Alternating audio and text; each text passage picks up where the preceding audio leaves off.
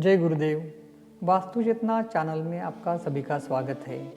तो आज हम देखेंगे पितृपक्ष में श्राद्ध क्यों मनाए जाते हैं या पितरों का स्थान और वास्तु रचना इसका क्या संबंध है।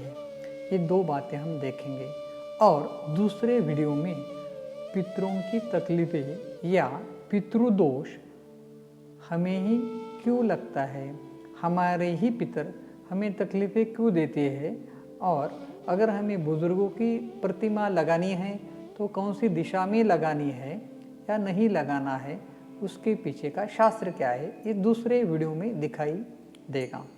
तो आज हम देखते पितृपक्ष में ही श्राद्ध क्यों मनाते हैं। तो धर्मशास्त्र के अनुसार पितृलोक में हमारे जो गुजरे हुए पितर है उनके लिंग देह और सूक्ष्म देह इस भूलोक में जहाँ हम रह रहे हैं वो भूलोक में आते हैं। तो उनके अलग अलग इच्छाएं, कामना, शब्द, स्पर्श, रूप, रस, गंधादि इच्छा अगर हमने तृप्त की तो वो हमें आशीर्वाद देकर साल भर तृप्त रहते हैं, ऐसी धर्मशास्त्र की संकल्पना है।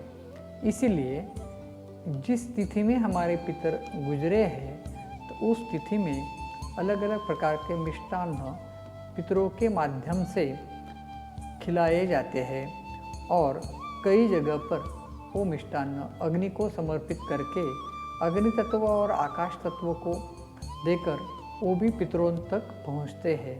या कई जगह पर कौवा या गौमाता को ग्रास खिलाकर भी पितरों को तृप्ति मिलती है, ऐसा मान्यता है। तो अगर किसी के पास धन नहीं है या गरीब है तो शास्त्र में इतना भी सुविधा है, अगर वन में जाकर कई निर्जन जगह पर वो जाकर भगवान को प्रार्थना की, दोनों हाथ ऊपर किए तो हे भगवान मेरे पितरों की सद्गति हो जाए, उनके अगले योनि में वो प्राप्त हो जाए और हमें सुख शांति मिले, ऐसा भी अगर प्रार्थना किया तो भी पितरों की सद्गति होती है। तो ये सब पितरों के बारे में, श्राद्धों के बारे में हमने देखा, तो उसका और वास्तुशास्त्र का क्या संबंध है। तो हमने वास्तुशास्त्र की रचना अगर देखी तो जो 45 देवी देवता है उनका अलग अलग कार्य है और वैशिष्ट्य है। तो जो 81 जो अगर हमने अलग अलग पद विभागनी अगर हमने की तो दक्षिण पश्चिम कोने में पितरों का स्थान है। अगर वो नैऋत्य स्थान बोला जाता है, वो नैऋत्य स्थान भी अलग अलग वास्तुदोष अगर है तो पितरों की तकलीफें उन भवन में रहने वाले लोगों को दिखाई देती है।